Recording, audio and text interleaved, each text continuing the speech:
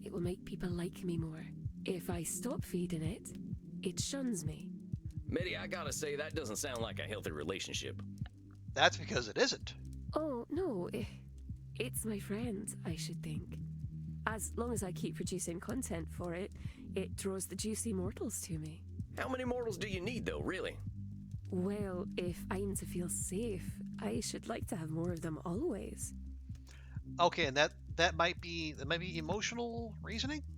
I gain more followers and zealots every month. I need them.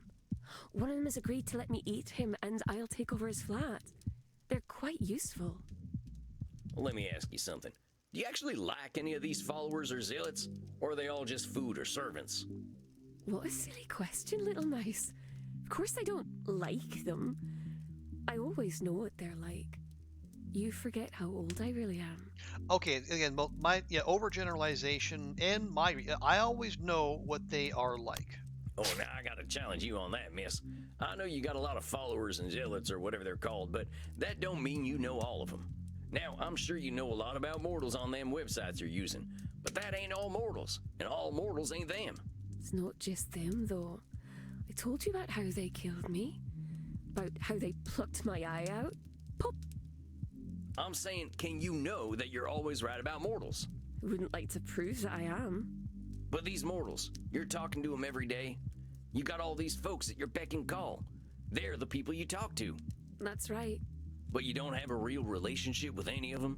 Why would I want to have a relationship with my food? You really are quite a silly whiskers. Meddy, I'm saying the only relationships you've got are with what you're calling your food. But that's what they are. They're food. Delicious, delicious food. A food that sometimes does heavy lifting and computer work, but still, food. Is food labeling?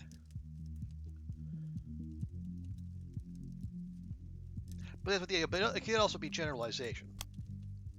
These are some reductive descriptions Meddy has for her. Yeah. But that's what they are. With that kind of labeling, that's all they're gonna be. You're creating a prophecy for them to fulfill. Isn't that the point? I do want them to enjoy being eaten. I don't like cruelty to animals. I'm trying to say they can provide more than food, just like an animal. Yeah, they might nip at you, but they usually only do that when they're scared. Maybe you're right. Well, the vampire hunters certainly were very afraid when I pulled their intestines out. Well, it's just intestines. They're not very scary. Meddy, it sounds like you're in a bit of a codependent relationship with your food, and maybe with this algorithm fella. Oh, but it's not a fellow. And it's not a lady either. So it's non-binary? No, it claims that it is entirely binary. All ones and zeros. Does speak very strangely sometimes. Well, whatever they are, seems like as soon as they showed up, you stopped having any real friends. I wouldn't have time for friends anyway. The algorithm says that I should always provide content to my community, and that takes all night. Blaming? Maybe? But here's the thing, this algorithm, it might have all the information, but that doesn't mean it's got all the answers. You don't know it like I do. Do you know what I really like about the algorithm, little mouse? Unlike the ancient gods the old clans used to worship, or the Abrahamic gods that came after, it treats us equally. I definitely don't believe that. If we provide content, we will be rewarded. And I think that's that might be a fairness fallacy. Let's talk about these rewards. You say it rewards you with more mortal souls, right? Highly engaged mortal souls, ready to serve me, should I need them. But you said you had souls already back in the pre-social media days, right? And you didn't need 90 million of them. That's true, but it does make me feel quite special when the number goes up. Is that number going up good for you, though? Not just the stress of managing all them folks, but drawing the attention of vampire hunters. Would you be doing any of this stuff if the algorithm wasn't demanding it? Did ask me to play a game that I did not like very much the other night, and I pretended to enjoy it. Ooh. Okay, inauthentic streamer. People don't like that. It's called Call of Nationalism. It's all about men who are proud to be angry. which I find very upsetting. I can understand why. See, that's just what I'm talking about. What about what you want? Did you get to that knitting you wanted to do? No. I had to play the terrible game about insecure man-worms. Okay, no, see, you didn't. You didn't, though. If you had to play this call of nationalism, Meddy, you ain't helpless here. You could have done a million other things than play this game. You're acting like you got no control here, but dang, come on. You've got the life experience of almost 2 millennia. Don't act like you're powerless. You're right, little mouse. I am very powerful. I don't know what to do. I know that I spend too much time on the internet. Okay, there. See, that's she acknowledges. She acknowledges she has to go touch grass. But I can't live the life I used to live. I would live out in the wilds again, but there are no wilds any longer. When I walk the streets, city folks stare because they sense my true nature. Mind reading. Many of them mortals have got a ton of things on their minds. Most likely, they ain't too concerned about whatever you are. They ain't your zealots or followers, they're just regular mortals. You can't read their minds, and you can't assume they're only thinking about you. Unless you can read minds. You raise an excellent point for a cute little whisker face. No, I can't read their minds. Can't imagine how a mortal must think. Oh, very silly job. Oh, politics. Oh, grim spectre of death. I must drink alcohol in order to have sex. Dum-de-dum-de-dum-de-dum.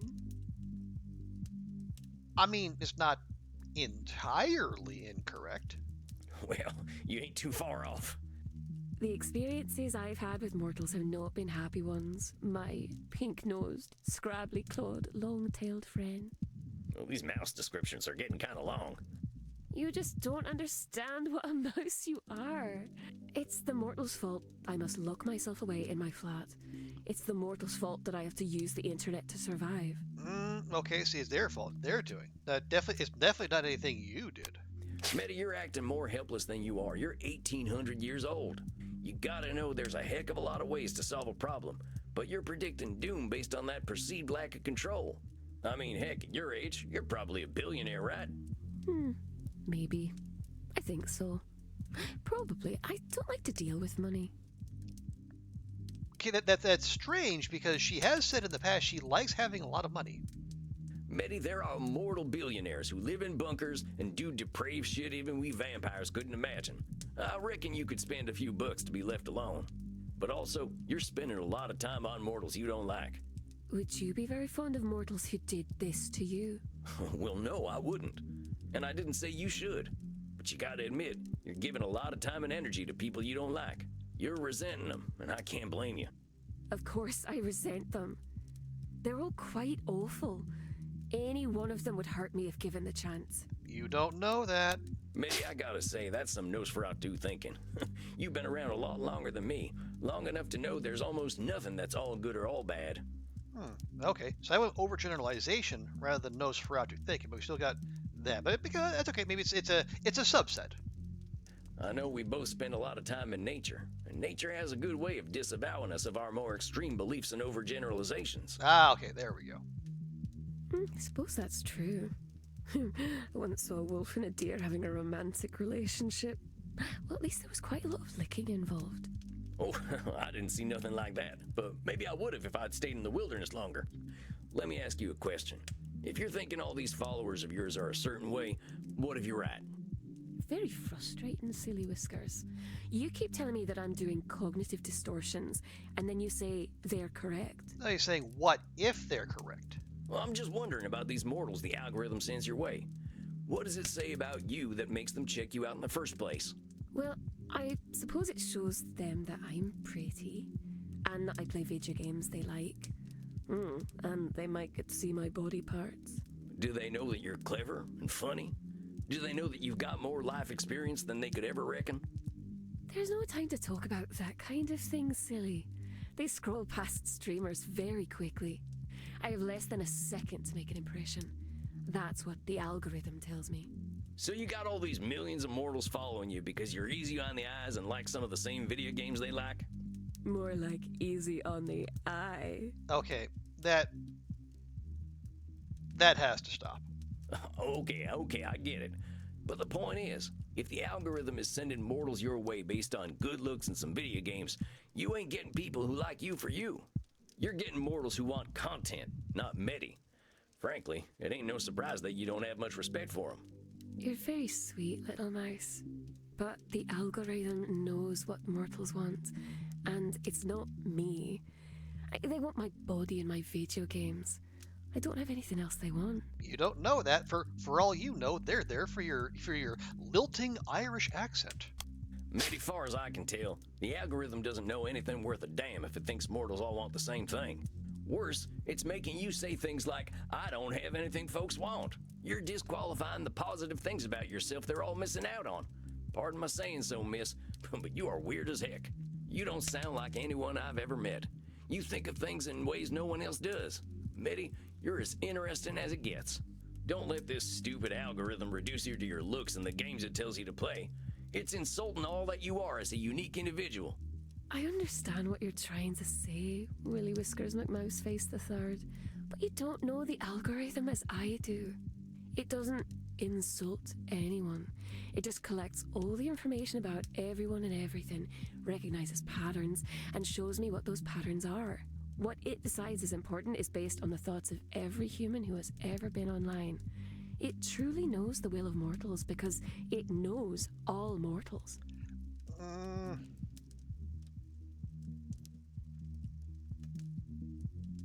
It knows the will of mortals because it knows all mortals. That assumes. Well, see, she's doing her thing on glitch. That assumes every mortal has been on glitch, and we know that's not the case. But is that mind reading or overgeneralization? What it's doing is overgeneralizing, Meddy. How the heck can all of humanity be reduced to formulas?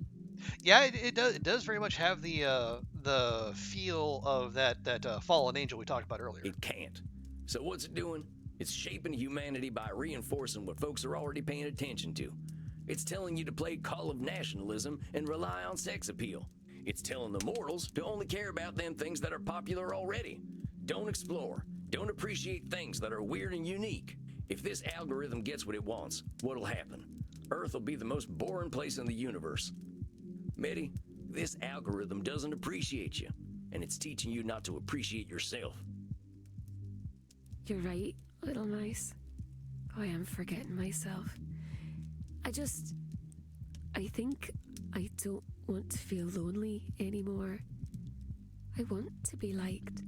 See, there's nothing wrong with that. That's perfectly normal, but 90 million followers is not going to do that for you. You ain't gonna be happy if you're being liked for being some boring idea of what someone else thinks you should be. I really have been very silly, haven't I? The algorithm isn't nice at all, I think. I'm glad you're getting that this algorithm is abusing you. I don't want to see it change what makes you special. But I won't have anyone. I'll be alone.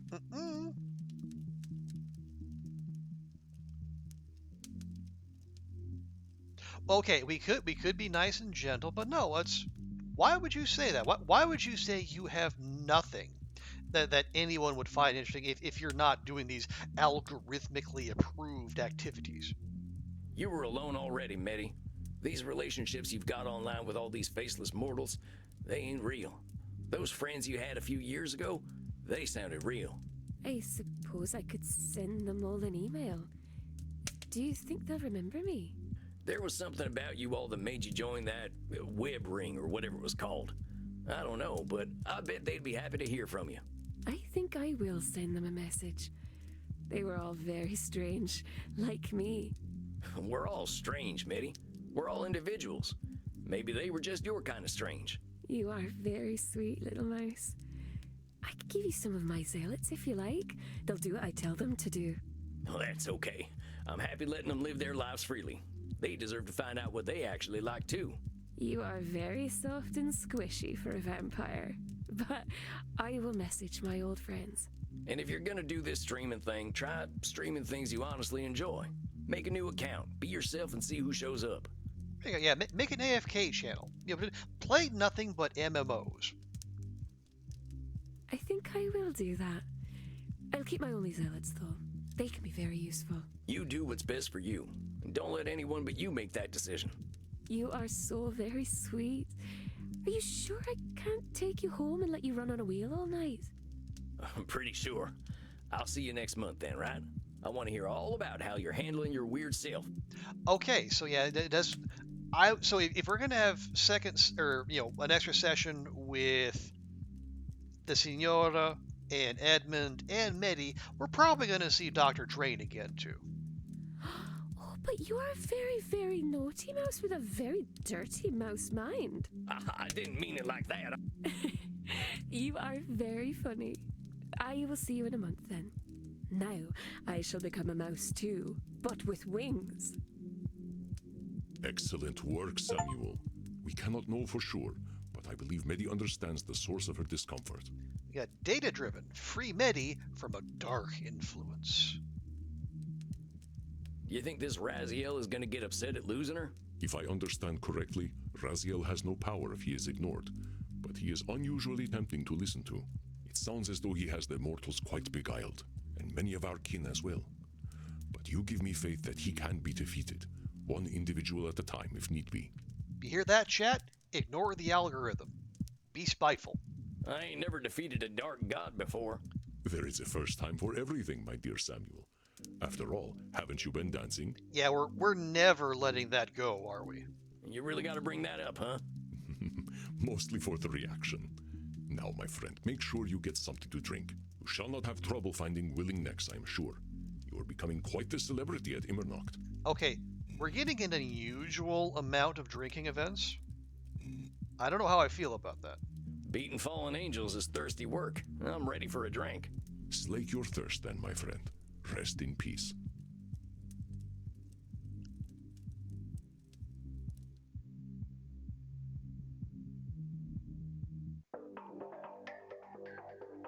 Funny to think vampires being born now are growing up with the internet. We're gonna have to reckon with that someday. I think we had a breakthrough today. Seems Meddy's overgeneralizations and the algorithm's overgeneralizations were a deadly combination.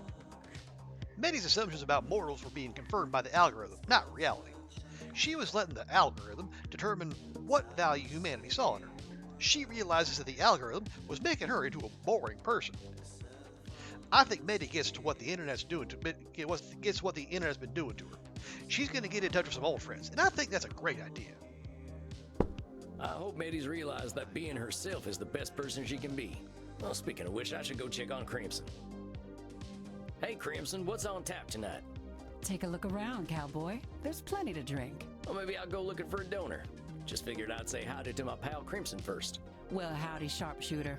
You look like you're in a good mood tonight. Yeah, I guess I am. You know that ancient client I told you about? I think she's finally realizing that some people are going to appreciate her for being who she is. Maybe she ain't going to have 100 million fans, but the people who genuinely like her will be there for her. How's your blood sugar, honey? I think you're a little too sweet. Oh, come on now. I've been thinking a lot about exactly what you're saying. Folks in DC didn't much like my style, but I'm not sure why I cared.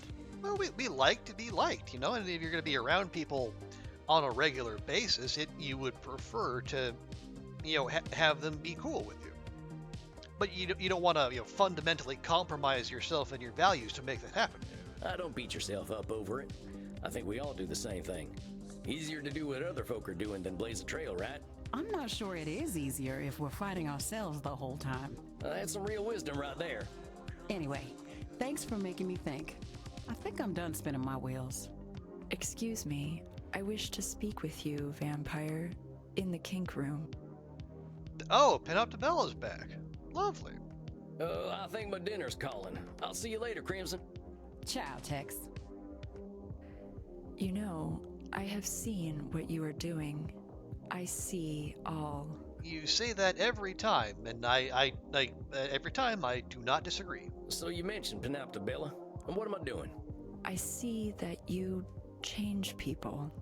You make them stronger, more confident, more comfortable. Well, more like we help them change themselves into those things.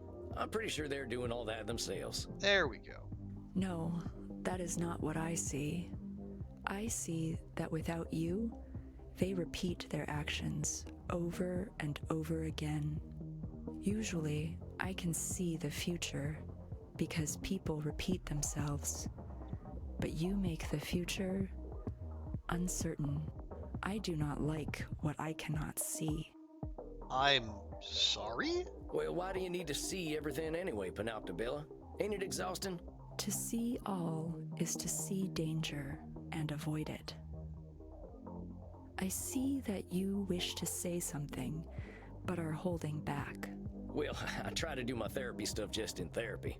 It ain't right to be analyzing folk without their consent. Then consent is given. To see all is to see danger and avoid it. I wonder what this could be. Well, see, what that is a control fallacy. It's a kind of cognitive distortion. The future's always got elements we can't count on. You can be prepared to a certain extent, but you ain't ever gonna know everything. You can only see what's in front of you after all. Interesting. Then what do you believe I should do? Well, just that. See what's in front of you. See how you feel about right now, not yesterday or tomorrow. Yeah, the game did kind of groove us a fastball there. Didn't leave a lot of room for interpretation. Right now, you can see. I see. Yes, I see that. I would like you to drink from my neck right now. I thought that was the whole point of this exercise. See, that wasn't so hard. Speaking of things not being hard. I consent for you to drink some of my blood, not all of it. Dang, nabbit, got a little reckless there. Everyone in this club wears a funny collar. You don't see me laughing, vampire. I want you to bite my neck. I see more clearly, vampire. I thank you. Now, do I know what made that attempt successful and the other one's not? No. We're just gonna mash buttons until we advance the plot. And I thank you for the blood. I hope your torpor is most satisfying. I shall see myself out. Oh yeah, good night, Panoptobella. I think that was a pretty successful night. Coffin time for old Sam. Yeah, because initially I was under the impression that we needed to aim for, the veins, the red bits, but maybe not? Do we need to aim for... Well, no, I thought the blue ones were the arteries. I think Ruach already... Was it? Because I'm veins are blue. Well, again,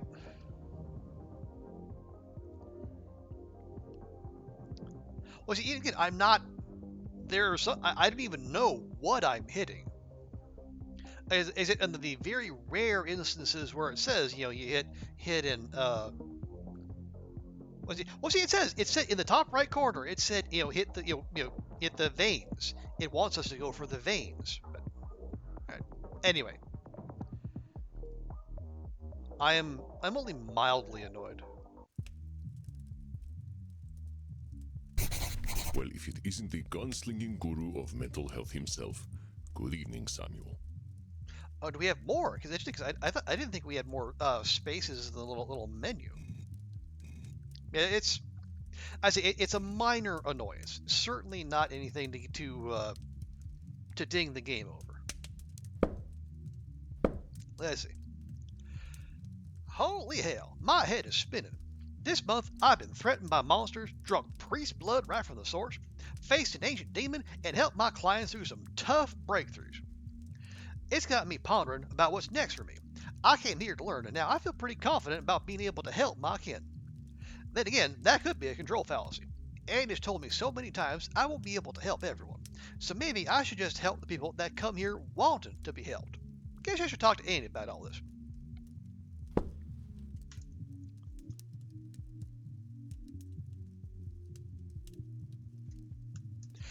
So yeah, maybe we have one more therapy session and then our round 4 with all our clients.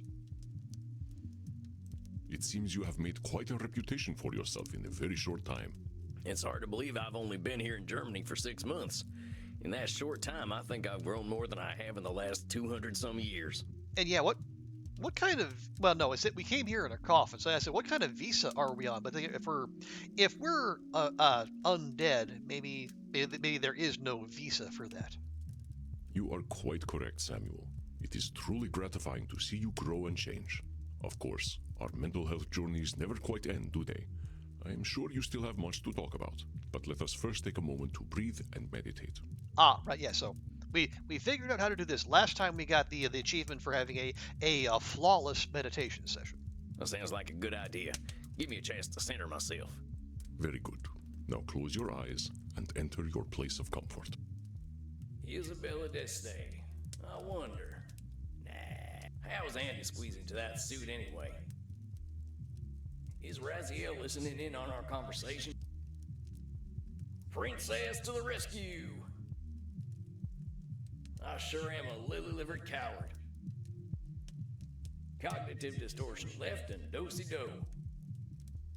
What am I doing hiding out in Germany? Why'd you do this to me, Ernie? You keep running, Sammy boy. What?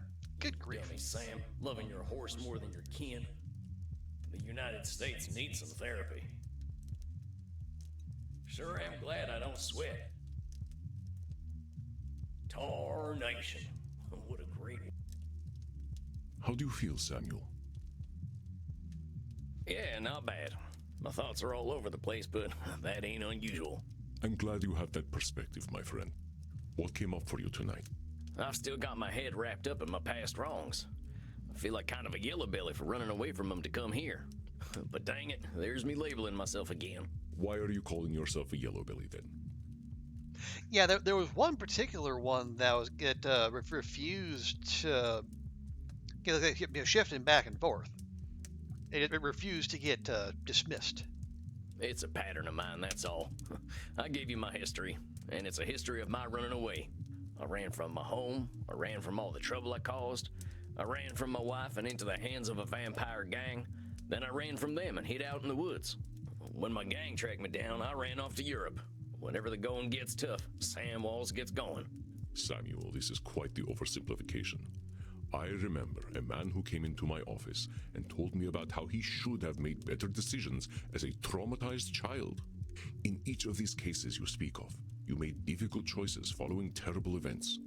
Have some compassion for yourself, my friend. Yeah, well, I haven't even given you the full story yet. There's another thing I've been running from. I got kin, Andy. Distant kin, but kin all the same. See, my wife was pregnant when she up and left me. Didn't even tell me. My line ain't never been strong, thank goodness. But I've got a great-great-great-great-great-granddaughter. Give or take one of them greats. I looked her up, and she ain't living well, Andy. I want to be there for her the way I wasn't for my wife and child. But all I am's the undead man who got her great-great-great-great-great-uncle killed.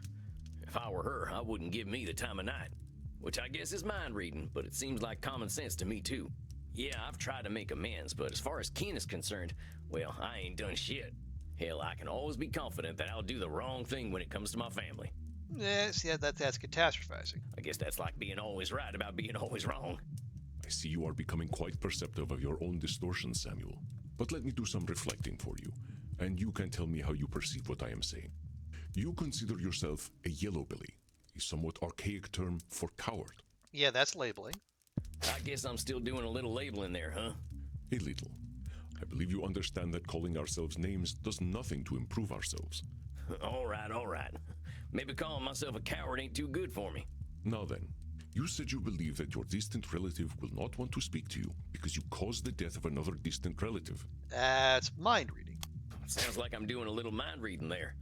I can't really know what my my distant relation is gonna think of me. Naturally. We vampires have a reputation as monsters, but that is not a universal reputation. In fact, I believe we are rising in public opinion. Yeah, but if they don't see us as monsters, they see us as sex objects. And now you are overgeneralizing. We are as capable of knowing the mind of society as we are of knowing the mind of an individual. Yeah, you're right. I ain't giving my relative the chance to have her own thoughts. I should know better by now. Should statement. Yeah, I know that. There's another should statement. Samuel, remember what I have told you. Cognitive distortions are a normal side effect of being human. cognitive distortion classifications are tools, not weapons to beat yourself with. Give yourself the same compassion you give to your clients.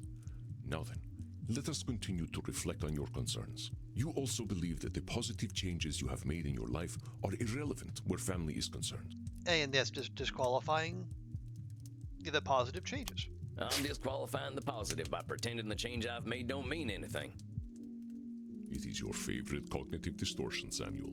Your humility is most endearing, but it does often enter the realm of cognitive distortion. There is a comfortable place between extreme humility and extreme arrogance, my friend, and that is in truth. Yeah, I know. When you're right, and you're always right. You believe I am always right? I guess there ain't no way of knowing if you're always right. You just kind of give off an always right vibe. I like to have good vibes, my friend, but vibes alone do not make the man.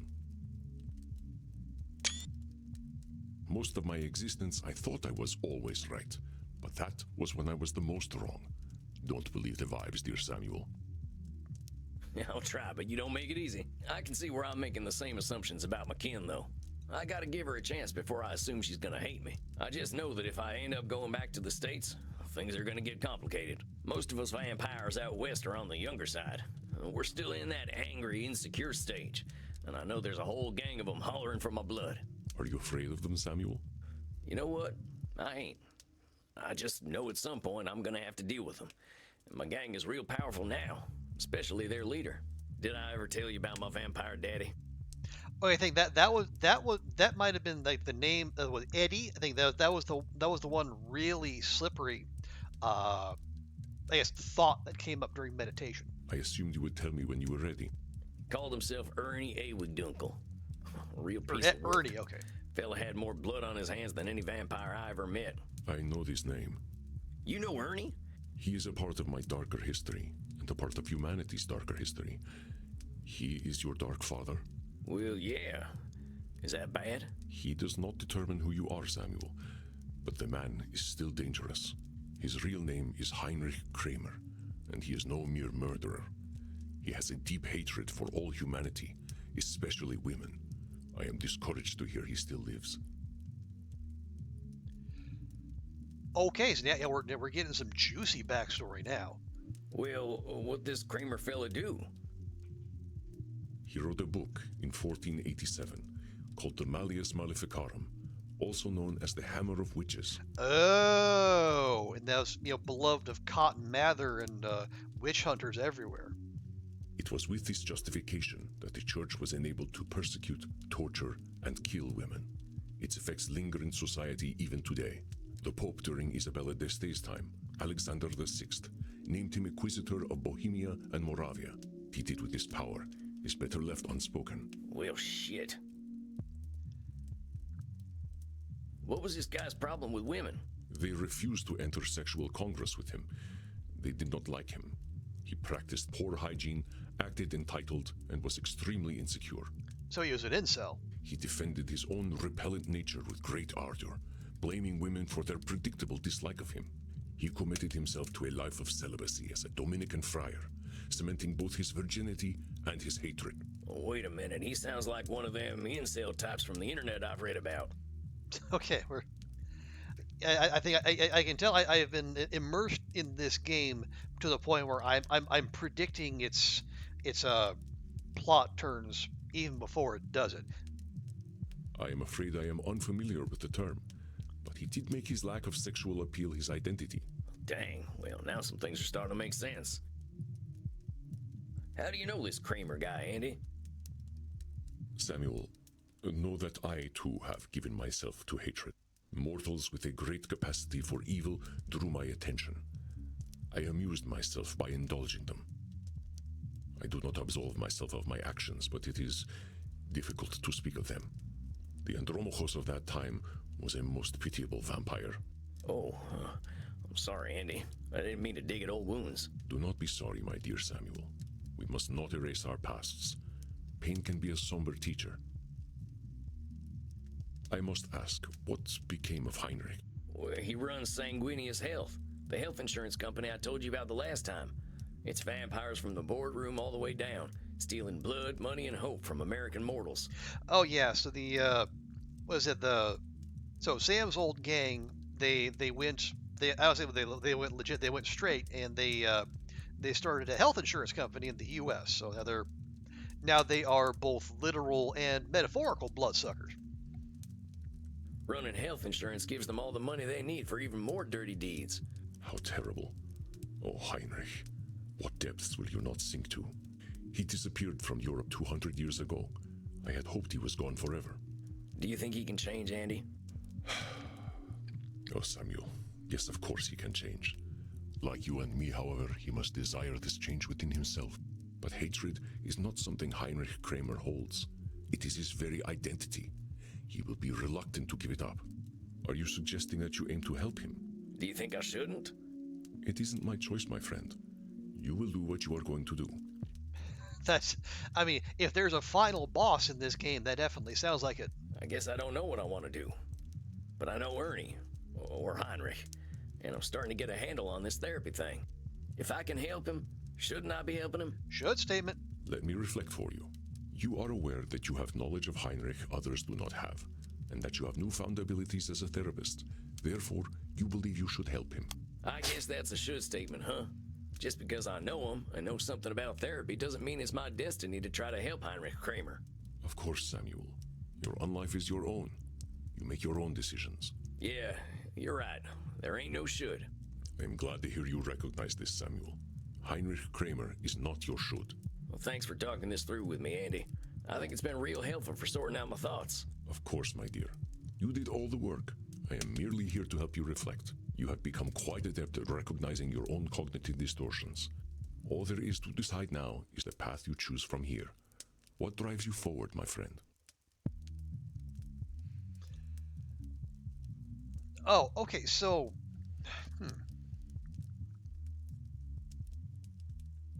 So I need to support my... So if you choose, I need to support my family. Are we going to go, focus on our distant relative, the woman who is not living well, as we've called it? Me and Heinrich have unfinished business. That feels like we're gonna go, chase down our dark father, and then, I don't know, therapy him, or at least get some kind of closure?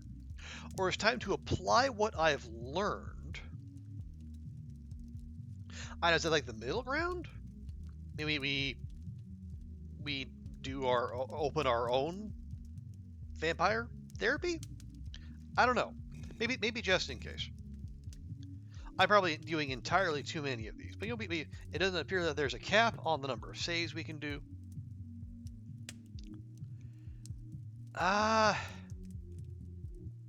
No, let's yeah, the walking away from our kin is eating at us, clearly. Let's support our family. Personal growth was the theme. Yeah, definitely. But both for us and for our clients. I ran away from my family a long time ago, but I'm done running. I brought precious life into this world and then I abandoned it. I've got a chance to make that right. I had a suspicion you were working up to this decision, though I hoped it would not be so. I really like it here, Andy, and you've been incredible. But if my heart still beat, it'd be beating for home. Yeah, so maybe this is another branching point. And so so we go back to the States, we go hunt down our dark father, or maybe apply what we've learned. Maybe that means we stay here? I don't know. I don't want to let my clients down, but I think they're homebodies anyway. Maybe I can get them to do sessions over video calls or something. I think you may be the only person who could get Isabella Deste to do a computer video call. And we can continue my sessions from the internet? Of course, Samuel. Natural. Well, I guess that's that then. I ain't gonna run out too quickly, though. I gotta arrange for a new cruise back home, and I want to tell my clients in person. That'll take some time. That would be most considerate. Your clients have grown quite fond of you. Well, Samuel, I must say I am proud of you. It has been inspiring to see your command of cognitive distortions. Yeah, better to drop a save. Then we can come back and then explore what the other options give us. I have no doubt that you will make your home a better place. Coming from you, that's real flattering. Like I said when I first came here, I'm just a lonesome cowboy looking for answers. You will always seek those answers, my friend. And that is what will ensure you continue to grow. But enough embarrassing Samuel. I believe you should go down and get yourself a drink. That sounds great, Andy. Rest in peace, Samuel.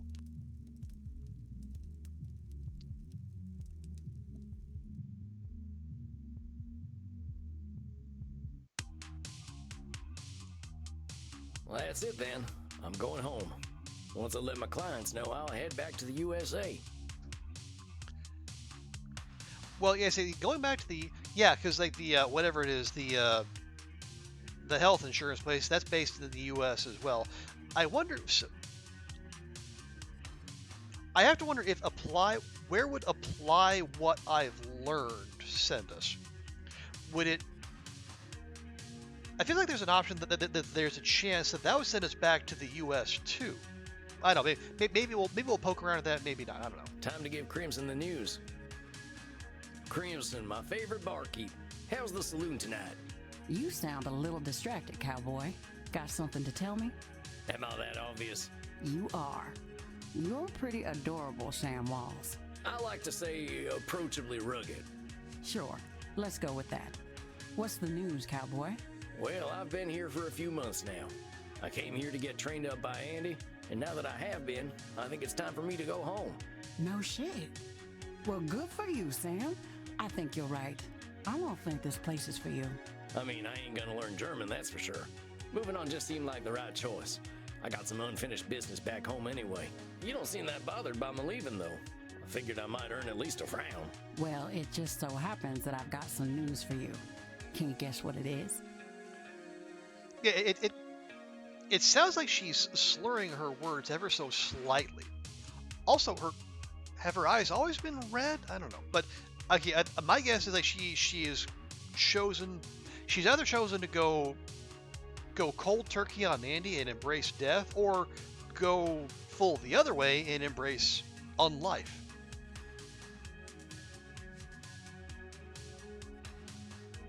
You and Andy are getting married, ain't you? Congratulations, Crimson.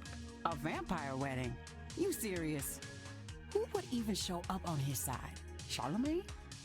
Well, I don't know. I was just guessing. It's not that. Take a look at me.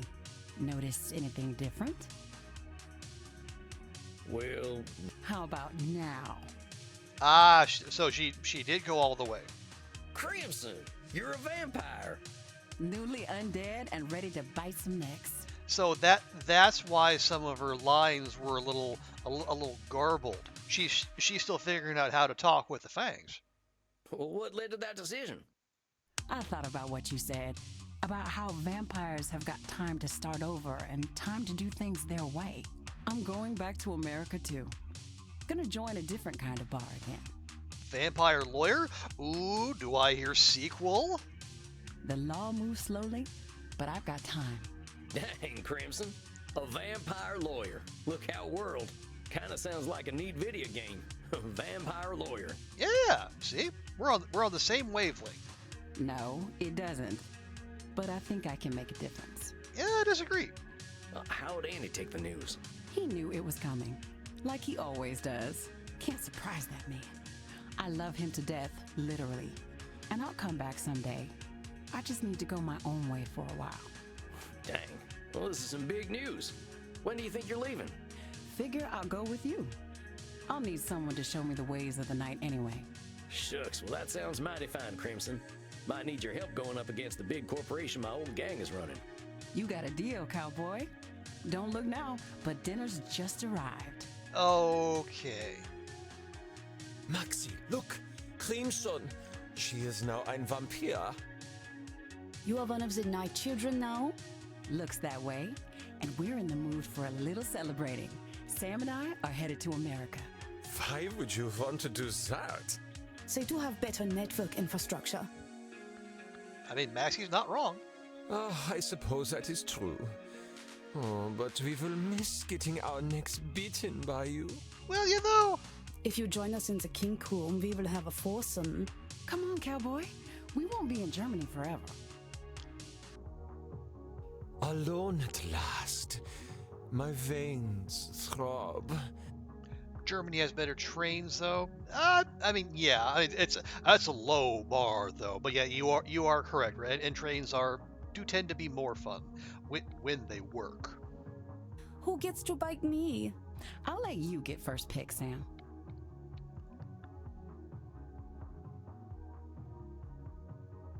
All right, Reinhard, you got nice veins, so bring them on over.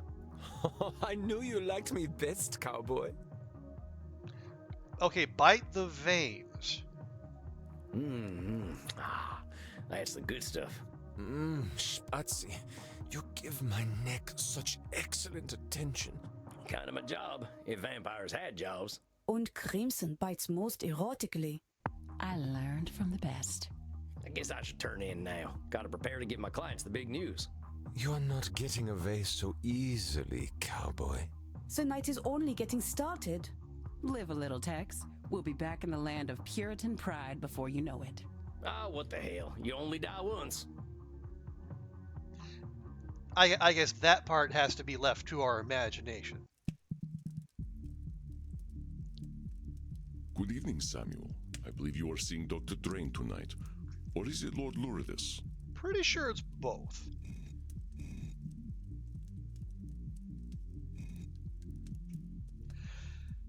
Okay, but yeah, I think that definitely gives us the setup. So yeah, it does sound like we're gonna have one last round with each client, get some closure, give one last bit of advice and hearing out before we release them out into the world, and then we head back to the U.S. to do whatever dark business we have planned.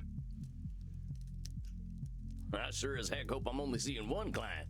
I don't know how the doc's gonna take the news that I'm leaving, but I'm sure Lord Luridus would love to see the back of me. I believe Lord Luridus likes to see the back of everyone. He's a real sumbitch, but you can't say he's picky.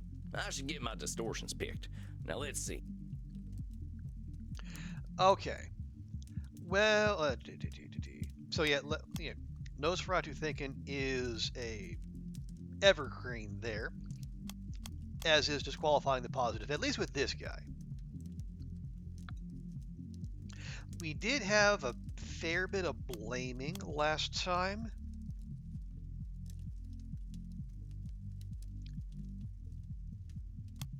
And I suppose control fallacy? Yeah, because it is like the whole issue is like, so, Drayne assuming control, or like assuming a lack of control when he did have it. Yeah, let's go with those. But again, like the way things ended up last time, it seemed like Drayne was in a good place. I'm curious to see where this session goes. All right, got my chambers loaded up. Is that really a phrase, or are you trying to get a reaction out of me? I'm joshing a bit. To cover up your very real obsession with firearms. I know you by now, Samuel Walls. Guilty as charged. I will leave you and your gun in peace. Good luck tonight, Samuel. Hello, Sam. Evening to you, Dr. Drayne. How you been this month? Seems like you had a big breakthrough last time. Yes, I think I did. I have been feeling a lot better ever since. Well, you look great. Like a new man. Or perhaps the same man, but whole. Well, you look a lot more at peace than I've ever seen you. Why don't you fill me in on the last month? I can scarcely believe how the last few weeks have gone. I didn't do a single hour of work. I let my scientists do it. They couldn't believe I backed off. They thought I was dead. I mean, you are, but I can see how that would be a surprise to them. But you are dead. They don't know that, do they? Regardless, I thought I owed myself a little space. I actually stayed here in Germany the entire time. Now, how did you do that if you're British and, the whole Brexit thing? Really? Here in Leipzig? I went to Berlin. I heard you can do whatever you like there, and no one cares. I went clubbing, Sam. I bit mortal necks. I really had quite a nice time. Yeah, I remember you were a good dancer. Oh, I sometimes danced for several nights in a row. They keep some of these places free from light, so I was free to party day and night. I did end up doing some pharmaceutical research, though the more recreational kind. Aha! Sounds like you were living it up. You're keeping safe, I hope. Oh, Sam, I'm 430 years old. I don't have mortal fears. And did Lord Luridus show up at any point? I dare say he was there the whole time, in some fashion. He's a much more agreeable chap when he's with me, though. Oh, and Sam, something else quite interesting happened. Oh, do tell. Oh, yeah? What's that? I engaged in coitus. Oh, Sam, that means he had the sex. No shit? Oh, goodness, no. I've got Lord Luridus under control now. Not to say that it wasn't exciting, though. I was a little nervous at first. I haven't had sex since I died, after all, not counting whatever Luridus got up to. But riding another human being is like riding a bike, I suppose. It just comes back to you. Well, dang, Doc. I'm just thrilled to hear you're letting yourself live a little. Yes, it's been a satisfying month. I'm headed back to Berlin tonight to meet my paramour again before I fly back to London. So is this some kind of serious thing? Not at all. Having a conversation with him makes me want to yank my hair out, so I just yank his curly locks instead. Well, I mean, yeah, Sam has made a lot of progress, but that Puritan streak is in there pretty deep. Who the hell are you and what have you done with Dr. Drayne? It's funny, isn't it? I would have been disgusted with this person 6 months ago. Now I find I quite like him, and others seem to as well. Well, maybe this is a good time to give you some bad news then. I'm headed back to America, Doc. I reckon I can do more good there than I can here. Truly. But you're all so repressed there. That might be part of the issue. I guess you'd know, huh? Touché. Well, Sam, I'm sorry to hear that you're leaving, truly. Oh, I ain't gonna leave you high and dry. We can still do our sessions over the internet. It just won't be in person no more. Well, that's all right then. To be honest, I'm not sure I even know what I'd be looking for in therapy now. But then, I didn't know what I was looking for from therapy when I first flew in either. Well, I appreciate your keeping an open scientific mind, Doc. Is there anything you wanted to go over tonight? Honestly, no. I suppose I should snap back to reality at some point and tend to my research, but not now. Well, remember, them should statements are what got you to lock up Lord Luridus in the first place. Think about what you could be doing, or what you want to be doing. It's that intrinsic motivation that'll take you where you want to go. Of course, I'm a vampire now. I'm the master of my own destiny. Visas aren't a thing when you're a bat. I mean, that is true. And especially if you have the ability to, move, not the ability, but the requirement to move solely at night, that probably makes getting past checkpoints and such a little easier. Attaboy. You got any strategies for what to do if you want to get into that plasma stuff again? If I desire to go down that road, I am surely denying myself my vampiric nature again. Perhaps it is best if we maintain our sessions. I think I know what I want right now, and that's a sport of blood and dance. What do you say, buckaroo? Oh, sure thing, old chap. Come on.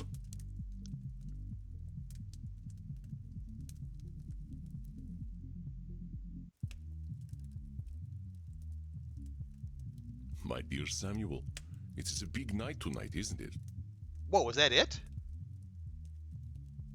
I think that might have been it. That was, that was remarkably pleasant and straightforward. I guess this final round of sessions might go faster than I thought. We'll keep safety saving, just in case. But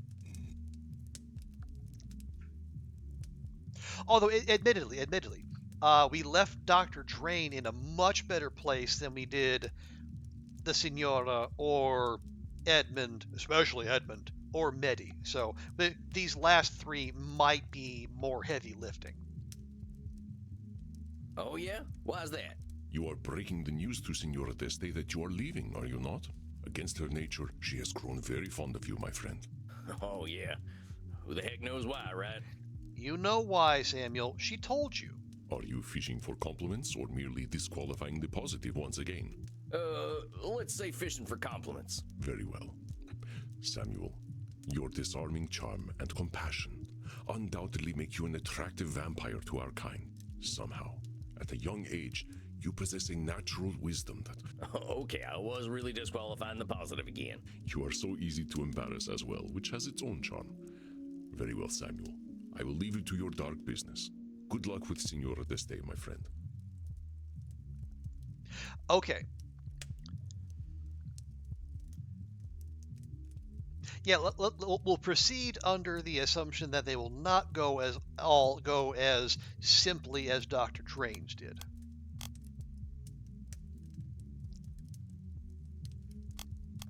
Yes, in personalization, she very much does make things about herself.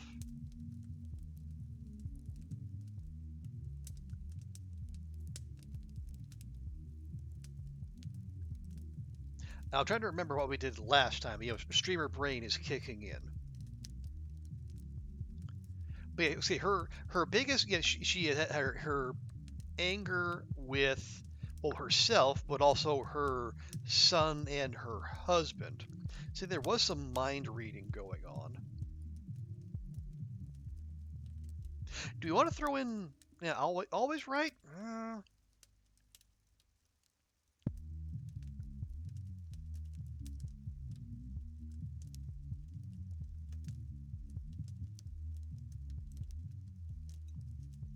Well, no, she also last time she did also go back to disqualifying the positive. Maybe we would throw that in there. All right, got what I need. Here comes the good lady herself. Evening, Signora. It's good to see you. I am pleased to see you as well. You have been on my mind of late. Oh, why's that? I wished to apologize for my behavior during our last session. I let my monstrous side come out, and I addressed you in ways most unseemly. You have been kind to me and did not deserve this treatment. Oh, think nothing of it, Signora. Therapy's kind of the place for them big emotions to come out, ain't it? I didn't take it personally. Oh, but you should, Sam. I called you some terrible names. I disrespected you. You should be quite angry with me. Okay, classic should statement, but we're going to let that ride. All truth. I'm glad you let yourself get properly worked up. Yes, that is exactly the problem. I allowed it. I allowed myself to insult a man who was being kind and patient with me. I lost control. I should not be so careless. Okay, well, again, there's another should statement in there, but no, thanks. Yes, I don't expect you to always be in control, Signora. Like we've been saying since you walked in, you gotta have some compassion for yourself when you do lose that control. No one's saying you should always be in control. I think you're a superhuman, Signora, but you ain't superhuman. Ooh, that's a good line.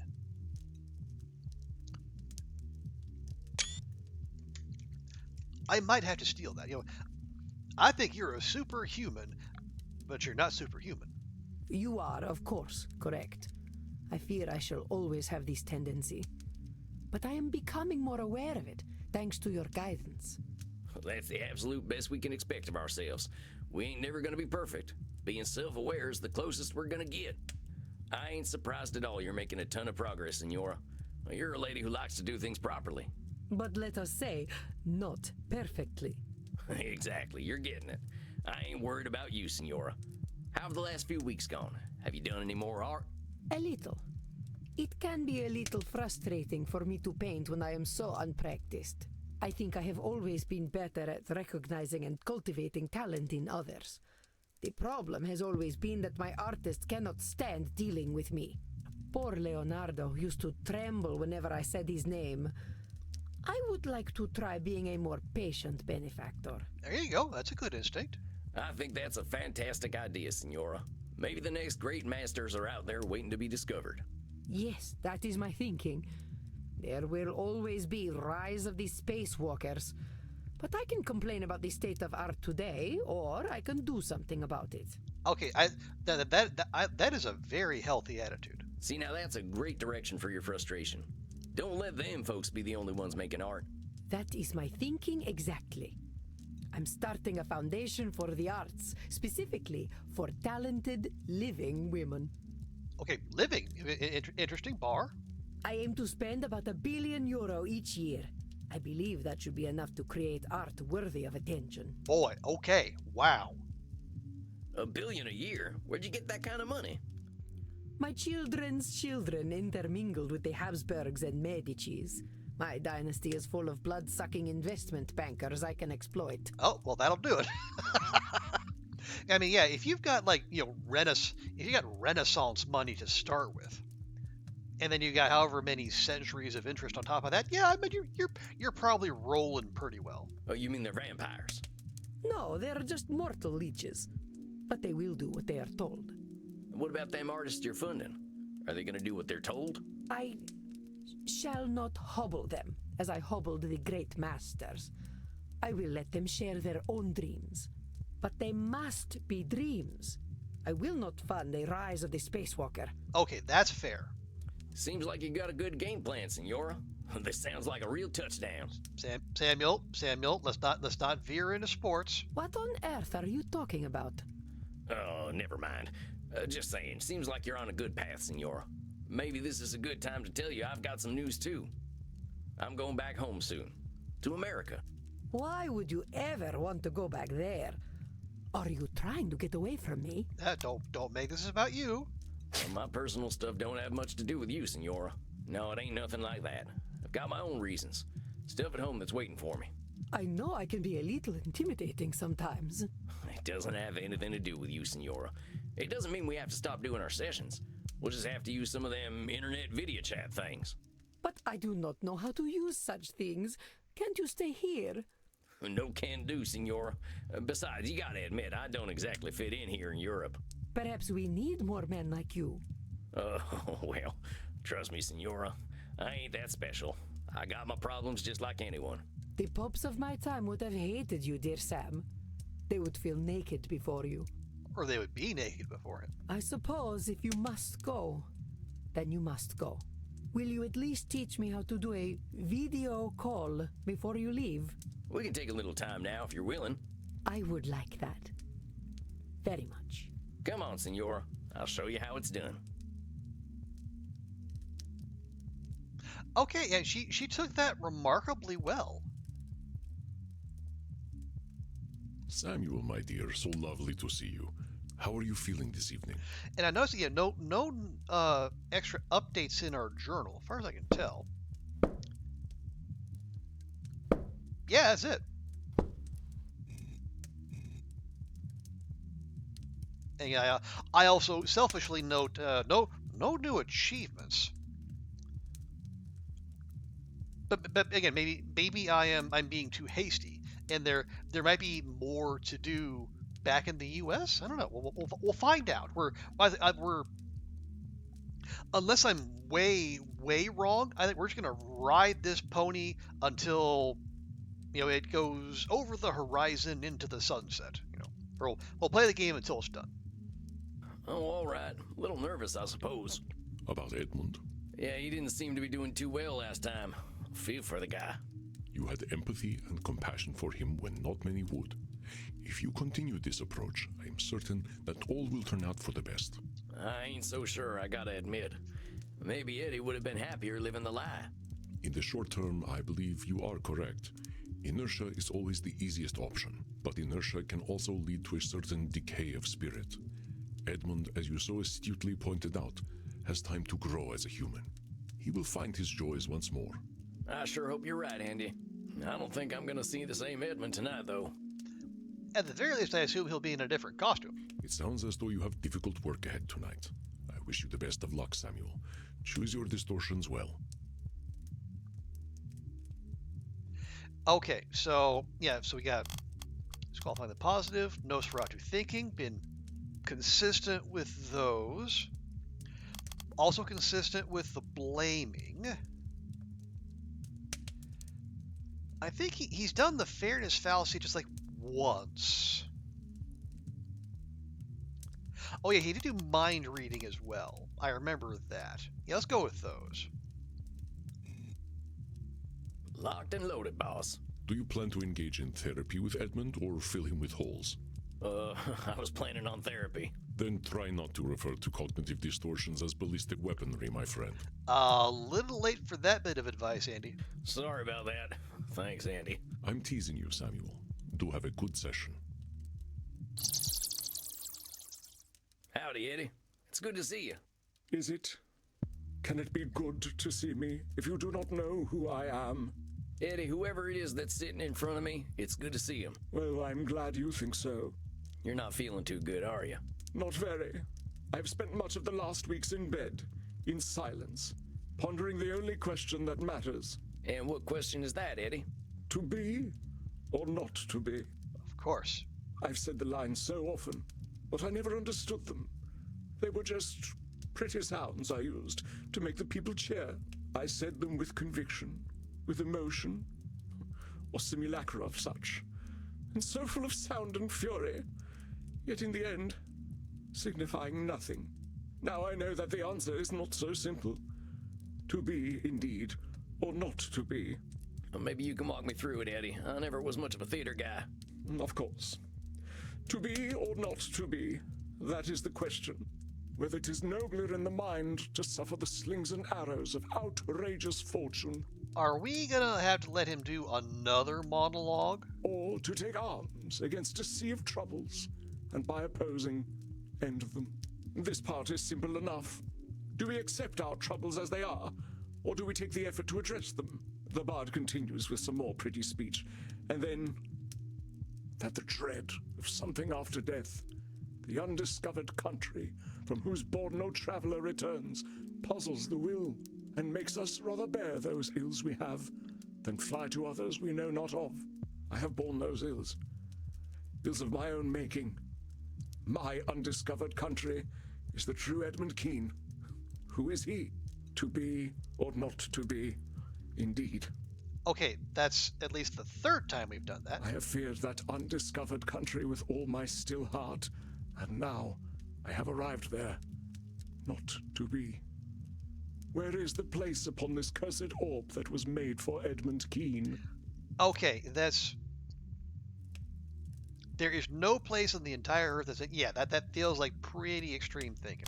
That sounds really heavy, Eddie. But I want to help you with a little perspective. You're saying now that you've made a change, you're not to be, right? Yes. 'Tis so. But Eddie, this feeling you're experiencing now, these words you're sharing with me, they're still real. The fact that you're capable of having these feelings and thoughts contradicts the idea that you're not to be. It seems you understand the bard better than I ever did. I was rather good at pretending I did, though. You're a clever fella, Eddie, and you're still a human being. You're just dealing with a lot right now. Give yourself some compassion. It ain't easy starting over after 200-some years. I'm proud of you for soldiering on, hombre. I do not understand why. What does the world need of me? All I have ever done is play the clown upon the stage. I am as unnecessary a man as ever there was one. Disagree. The world needs art in it. Eddie, you're disqualifying the positive about your time on the stage. You changed things up. You came in like a wild stallion and said, I ain't gonna do things your way. There's another word for change, compadre, and that's growth. Don't deny yourself that victory. And now you're changing, and that already puts you ahead of most folk. You could keep playing that character of yours for another 200 years, but you decided, no, I ain't gonna do that. You're a rebel, man. You are kind. And I suppose it is true that facing the slings and arrows of righteous fortune is a virtue in itself. But the future is now all undiscovered country, and it will be a hard land to navigate for a swaddling babe such as I. No one said it would be easy, only that it would be worth it. I can scarcely crawl, but at least I have you to help me. About that, Eddie. Oh dear. I'm heading back to America, Eddie. I've got growing and changing to do myself, but we can still do our sessions over video call. Oh no! Oh no, no, no, no, no, no, no, no, you cannot leave, you must not! I will be all alone! The mortals wait for me to stumble, and when I do, they will fill my mouth with garlic and cut off my head! Okay, the filling the mouth with the garlic is a new one. But yeah, that's pretty clearly mind reading. Eddie, come on, you're going from thinking the world's waiting for you to get on stage to waiting to destroy you. But the good news is, just like they ain't waiting for your triumphant return, they ain't waiting to kill you neither. You'll be fine, Eddie. Nobody's chasing you down. Oh, my dear man, you must not go! You cannot do this to me! You cannot turn me into a shell of a vampire and then abandon me! What makes you think I'm doing this to you, Eddie? I've got my own concerns that don't have anything to do with you. I'm going back to the U.S. for myself. Now I know you're coming from a vulnerable place and all, but I'm making this change for me, and you've got to accept that. I know. I'm sorry. Just don't leave me, please. I could come with you. I could go to America. Yes, a fresh start. I know America. I performed in Canada and in New York City. Now, see, if you just going to New York doesn't mean you know America. No more so than my going to Paris means I know France. Well, Eddie, I ain't much of a city slicker. I'm headed west. I could move in with you. We could be roommates.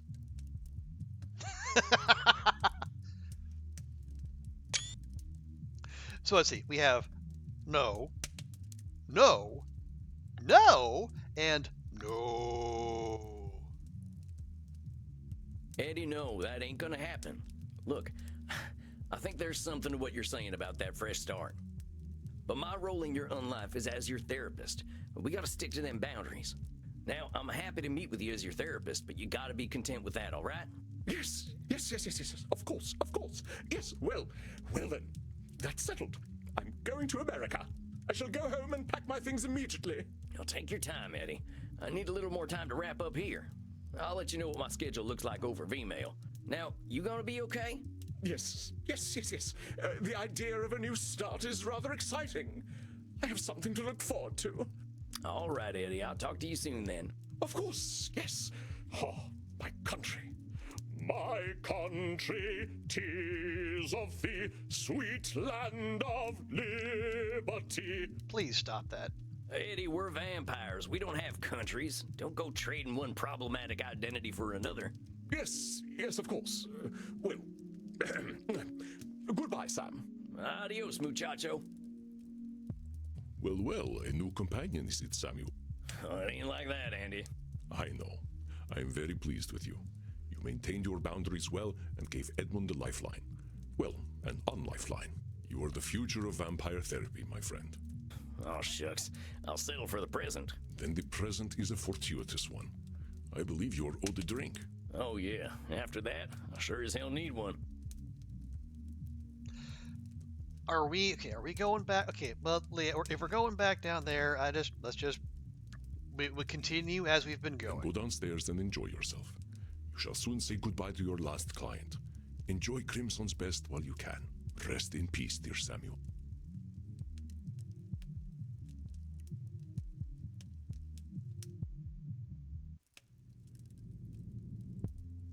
Or not. Greetings to you, my dear Samuel. It is, as always, a pleasure to see your face. Okay, I'll call that safety save as the pre this session save. So yeah, I'm curious how we're going to resolve things with Meddy. It's like it's not that we're gonna banish the algorithm. Oh, we did say that we wanted her to start a new channel. Just one that would just be authentically her, and then whoever came over to that channel would be the people who are worth having. Oh, thanks, Andy. You got a nice face too. Why, thank you. It has served me well. I suppose tonight's meeting is bittersweet. You are saying goodbye to your last client, yes? Yeah, that's right. Meddy should be showing up anytime. I would like to give you something then, before she arrives. Thanks, I guess. What is this? A piece of wood? From a barrel. One that once contained a naked man whose wisdom I was not ready to appreciate. Wait. Diogenes? His name was Diogenes. Okay. He would scream at people as they passed by, telling them to break out of the realities they were so comfortable in. Okay, well, I got the person, just not the pronunciation. He questioned Athenian society, no matter how sacred, and emphasized the return to the beauty of nature. He saw somehow through the constructed reality we have all created and understood the miracle of the individual. You, my friend, through your rebirth and death, your travels in the wilds, remind me so much of the man. Thus, I give this part of the barrel he lived in to you. Wow. That is actually a hell of a gift. Wow. Dang, well, thank you, Andy. What's it say, though? Some great insight about what it means to be human? One of the most hated guys. Oh, I assume so. If you got people walking around Athens, presumably he wasn't yelling at like the serfs or the slaves, that the people working the fields. He was yelling at the people who were doing in the Senate. The people who were living high on the hog very comfortably. Telling those people that they're living a lie. They probably won't take very kindly to that. Live in a barrel. Yeah. I'm not all that up on philosophy, but I have at least heard talk of Diogenes and how to me, some of the uncomfortable truths he was spouting. It says Diogenes was here. Well, all the same, I love it. Thank you, Andy. It could have no greater honor. Now then, I will leave you to tend to your client. Okay, Meddy. Overgeneralization, yeah. Plenty of mind reading. I like always having Nosferatu thinking. It does seem to come up pretty consistently.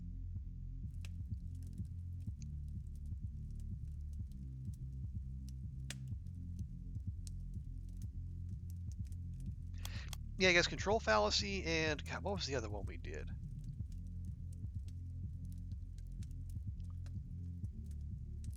Well, okay, I feel it's yeah. I'm gonna make a guess, maybe an educated guess. She's gonna do some disqualifying the positive. Although these final sessions, they haven't had very many distortions to deal with. Got my ammo at the ready. We really need to talk about this gun stuff sometime. Whatever this thing is, it is very old. Yes, it is. Yeah, I know. We'll get to it, I'm sure. Do not worry about it for now. Please take a moment. She comes. Hello, little mouse. Okay, this is a change. Is it Zelda cosplay? Or Celtic cosplay? Or just looking fancy? Oh, hello, Meddy. Interesting clothing you're wearing tonight. Have you been? How have I been? Or rather, who have I been? Sure, how about who have you been? I've been a halfling druid. There we go. She started playing D&D. You've lost me. That's all right, sweet cowboy manling. I've had ever so much fun as a halfling druid. My name is Bulgo Fraggykins, a halfling of Tuckland. When I was a child, I saved a tree from being burned by a group of nasty orcs. The trees gave me magical druidic powers, which I now use to cleanse the land of evildoers. Yeah, she's super into D&D now. Hold on, is this a thing that actually happened? I know you're real old and things were different back in your time. What are you talking about, my sweets? It's happening right now. Me and my companions, we're a fellowship on a noble quest. What's this noble quest you're talking about? Well, in the city of Balin's castle, there's a philanthropist mage named Durgan the Munificent, who keeps the people happy and content. Yeah, I know, Rebecca. It was. When I was saying Zelda, I was referring to the game series. But yeah, it sounds like she is. It's definitely more leaning into the D&D slash, I don't know, tabletop RPG thing than the video game. But my fellowship and I have discovered that he's actually a warlock serving Calgon the Clean, an ancient dragon who seeks to purify the land of all mortals. Calgon the Clean. Ancient druidic secret, huh? Durgan is cutting down trees throughout the realm, which upsets me very much as a druid. We're going to defeat him, face Calgon, and save the land from certain doom. Okay. You said your name is Bulgo now, not Meddy? That's right. My name is Bulgo Fraggykins of House Fraggykins. My family produces the finest pipeweed, Fraggykin Kush, but they're always burning leaves to get high. Okay, see, classic mistake. Never get high off your own supply. You guys Critical Role often on then they're mentioning they're talking about D&D and therapy sessions a lot. I imagine, especially if you are I don't even watch Critical Role all on and off. I only hear about it secondhand. But yeah, imagine if you're pulling the kind of audiences they are, yeah, I would imagine it's probably a fairly big part of your life. They don't approve of my becoming a druid, so I have to leave home and live in the woods. That is, until the trees started to disappear. So, I gotta call you Bulgo from now on? That is my name. Well, all right then, Bulgo. Hey, you never told me you were a druid. I know them types were all over Ireland back in your time, right? A druid is a servant of nature. We protect all things that grow from the forces of evil who aim to corrupt them. In return, nature gives us certain magical powers. I, for instance, can turn into a squirrel and a wolf. Is that all? Seems kind of limited. Well, dang. Seems like there's a lot about the world I don't know. But then I'm only 200-some years old. And you're very silly. That, too. Okay, I gotta admit, I have no freaking clue what the hell you're talking about, Meddy, or Bulgo. Are you doing all right? I'm LARPing, silly. I don't know what that is. Live action role playing. My friends and I get dressed up and we pretend to go on grand adventures. Your friends? Who are your friends, Bulgo? Oh, Mom's on her way around. Oh, okay. Well, I mean, I'm okay, and maybe I'm sorry to hear that question mark, Oliver? Might be bad. Okay, but either way, take care, and I hope the visit is as painless as possible. I did what you suggested. I emailed all my friends from the web ring, and they were very happy to hear from me. Some of them live in Ireland, so we decided to get together and play games. It's been ever so much fun. Oh, good. I'm happy for her. They're all mortals, but they love that I'm a real vampire. They share their blood with me as part of our role-playing. It's how I summon up enough magic to turn into a squirrel. That's incredible. I'm so happy to hear that, Bulgo. You got blood, you got friends, and what about the algorithm? My friends and I performed a mystic nature ritual to clear my mind. Nature provides what I need, not hyper-intelligent monsters. The algorithm only wants boring things anyway. Damn straight it does. I close my glitch and only Zealot's accounts. I like my IRL friends better. And how do you feel? I feel happy. You were quite right. There are kind mortals. My friends have lots of mortal problems, but I have lots of money, so they don't need to worry about mortal things. Okay, don't be the rich friend, but I mean it's good to have one, but hopefully they don't just lean on you in totality. Well, that sounds like a pretty decent exchange, Bulgo. Sounds like you're in a pretty good place, huh? Well, almost. I have one problem that plagues me. What is it? Orcs. I hate them. Okay, fair. Orcs. Orcs. They're all awful. They cut down trees for fun, they're always saying dirty words, and they like to kick halflings. I mean, okay, overgeneralization, there might be some good orcs out there. Now, come on. I haven't met any orcs, but I know you haven't met all of them. You don't know their stories. Maybe they're that way because they were raised in troubled households and they don't know any better. Maybe some of them act that way because that's what you expect. Show a little compassion, the same as you'd show for yourself, and maybe them orcs will surprise you. But the rule book says all orcs are evil. Since when do you follow a rule book, Bulgo? Perhaps you're right, little mouse. I have been a bit harsh on the orcs. I shall be kinder from now on. Yeah, I think old Gary Gygax wasn't, his thinking was a little aged even for its time. You do that. I gotta share some news with you, though. I'm heading back to America. I've got my own orcs to deal with. Of course, we can keep doing our sessions over video chat. The time zones are a little rough, but I can talk just before dawn. Oh, that's all right, little mouse. I would rather not do a lot of computer things. And I'm feeling much better now. Are you sure? I'm happy to talk, and I don't want you to think you're all alone. Little whisker face, don't worry about me. I have what I need now. Well, if you're sure, if you ever need me, just send me a V-mail, okay? That ain't no social network, more of a digital Pony Express.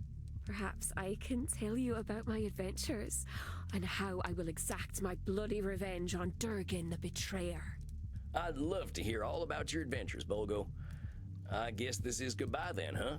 Nay, 'tis not a goodbye, but a farewell, sir. And may the light of Malone shine upon your path. Walk with nature. Okay, that Sam can do. Well, I hesitate to say any client is ever cured of cognitive distortions, but perhaps Bulgo is. Yeah, I wonder. She's been pretty free of all this human society stuff for a while. Maybe she knows better than any of us. Perhaps. The dark angel Raziel ensnared even her, however, so we should be aware of his influence. Well, that was your last client. I suppose you are now free to leave whenever you like. Oh, I ain't no rush, Andy. I'm still dealing with the cruise line to get some space for my coffin. I'll be here a little while yet. Then I shall endeavor to enjoy your company a while longer. Come, Samuel. The nights grow long. Let us enjoy ourselves. Oh yeah, the winter is coming. We have been there. I think we got here in April, and we've been there 6 months. Yeah, it's like October. So, but yeah, the nights will be much longer.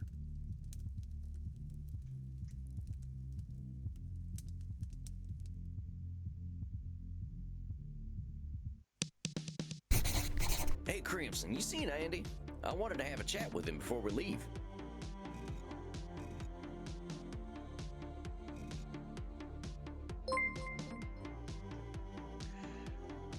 It does sound like it's pretty. We're definitely getting to the end of the road here. What do we got there? Oh, yeah, it's a raid from Jax. Jax Level, thank you so much for the raid. Hello, Jax. Hello, friends. How y'all been? How'd your stream go? Let me take a moment right here to give you a good and proper welcome, for I am a good and proper streamer. Playing the long dark, of course. It's just me and the gang hanging around.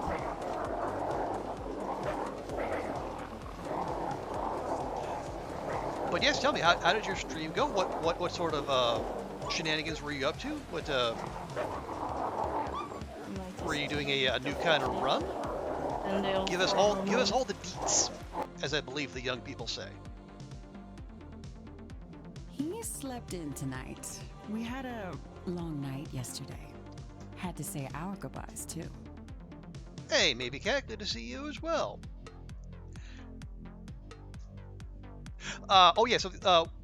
Welcome in, the Jax Oakland's Raiders. For those not aware, first off, hi, I am Trooper Barry, or call myself a variety streamer. We do play a lot of Long Dark here, and we'll get back to that tomorrow. But we are, right now, we are in the what I believe to be the end game of Vampire Therapist. It's a fantastic little indie release that I saw during one of the recent Next Fests, and we are, as the title suggests, a vampire who is learning to be a therapist to fellow vampires. Really cool game. I think the art is on point. The music is good, and the voice acting is outstanding. And for a game that was made by someone who voiced 3 characters in Hades, that makes sense. But yeah, strongly recommend. I'm having a lot of fun with it.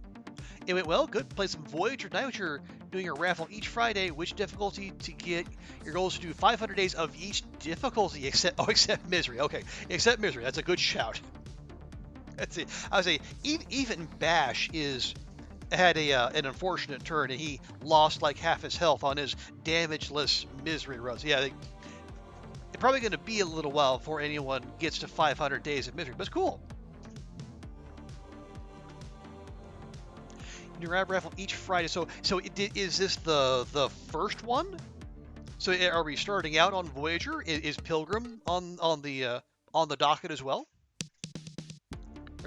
Yeah. Misery is absolutely rough. I'm 30 days into my run, and we're doing okay-ish, but if it is a constant struggle in terms of both calories and just you can't even stay warm. It's just trying to minimize the amount of cold that you are. I think I have decent clothing. I'm rocking like I got each slot filled. I've got rabbit skin and double Mackinac. I never see temperatures warmer than -20.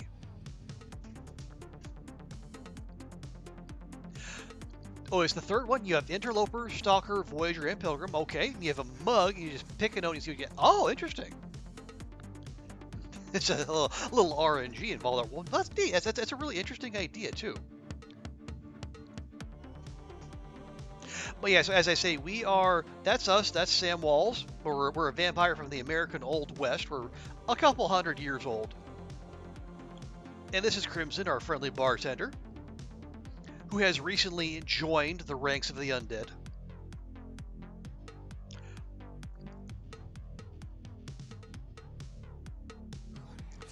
And so basically what's been happening is we have 4 of our own clients, and in addition we're receiving therapy from Andromachos, a 3,000-year-old vampire who is also our therapy mentor. Poor guy acts like everything happens for a reason, and he's got to accept it. He was a little quiet. Why don't you check his office? I'll do that. Thanks, Crimson. Andy, you around? Crimson said you were acting a little strange. So yeah, the game is it's a really cool game. It's very heartfelt. I would say it's wholesome, but also very sex positive in spots. And the neat thing is, the game is actually based off of real cognitive behavioral therapy concepts, which is both really cool because it sounds like there's some really useful information in there, but it also feels more than a little awkward when you hear our clients come in and you hear them reflecting harmful thought patterns that you can also recognize in your own thinking. So it's a little awkward that way. And a SD cat, but welcome in, good to see you. Appreciate you being here. But yeah, really really clever. Definitely a new take on. Like I've never seen a game like it. And as I said, I think we're about 12, 13 hours in. It feels like we're at the end game, but it's not that long. I think it's only like $15 on Steam at the most. But yeah, I've had a lot of fun with it, and as I understand it, it's a solo dev project. Obviously, they had lots of they brought in lots of voice acting talent. I think Ruak mentioned Critical Role. Matt Mercer is in the cast, so they did not skimp on the voice acting. Andy? Oh, dang it, where the heck is that guy? Oh, he left the window open. It's freezing in here. I'll go close it. Ain't like Andy to be like this. Where the hell's he hiding when it's almost morning anyway? Wait a minute. Oh shit, there he is. I don't got time to pick my distortions. I'll just have to use the ones I know best. Oh, we're getting a surprise visit. Probably from Edmund. Andy. Oh no. What the hell are you doing out here? The sun's coming up. Oh no, okay, so this is Andromachos. Yeah, it's a really cool story game. It kind of has an on rails feeling, but it does still feel like the decisions you make they're impactful. I did not intend for you to find me, Samuel. I had said my goodbyes already. Hey, Goofy, good to see you. Is it still? Yeah, it's probably just ticked over into afternoon where you are, but I hope your Friday's going well. Yeah, this is a market change in our Andy here. What are you talking about, Andy? There's no need to be thinking like this. Come on inside and we can talk. Do not fear for me, dear Samuel. I do not leave out of despair. There is no distortion. This is simply a choice that I have decided to make. How can you say that? Samuel, I have walked this earth for more than 3,000 years. I have watched civilizations rise and fall. I have witnessed horrors and wonders you could not comprehend. I have been hated, and I have been loved. And I have hated and loved. Okay, so I know we're his star pupil, and we're leaving, and then his Crimson and Andromachos they've had a relationship for like 20, 30 years or so. And she's coming back to the U.S. with us. I can understand why he might be taking it heavily, but this is not a turn I expected. I am a creature of myth, Samuel. A fragment of another age. My time passed long ago. Okay, see, he's labeling himself. Andy, these things are only true from your own perspective. You're doing some labeling and you know it. I know you ain't a mythological being. That's a cognitive distortion. My friend, it is not. This is a world of computers, of technology. But I was here before the name Jesus Christ ever existed. I was here before civilization. It is not labeling to say that I am from another time, and indeed older than most myths. This distortion does not apply to me. I don't buy that. Who cares about that, Andy? I think it's great that you got all this experience. You got perspectives most of us couldn't dream of having. But Samuel, my perspectives are alien. The humanity I was born into is not the humanity of the modern world. Okay, I'm just... On the off chance I can actually screw this up. Oh yeah, did I save down there? Okay. If I save there, then we're okay. I haven't run into a fail state yet, but I feel like if the game was going to throw one at us, it might be here. Metaphorically, yeah, that is a possibility. We might have to, bust out our horse magic. My value is like that of a history book, and the perspectives I have, while well earned, are of their time. Do not look to me for answers. Okay, he's disqualifying the positives here. Andy, now you're disqualifying the positive. You compare yourself to a history book, but history books don't talk. They don't reason. Of course, my friend. But I do not disqualify the positive, not in the slightest. I merely ask you, and indeed humanity, to look to itself for answers. This is not a cognitive distortion, my dear Samuel. You give me such hope. That is why I must leave this earth to you, and those you will help cultivate and grow. I have had my place in this world for a very long time. I have done much good, and I have committed great evils.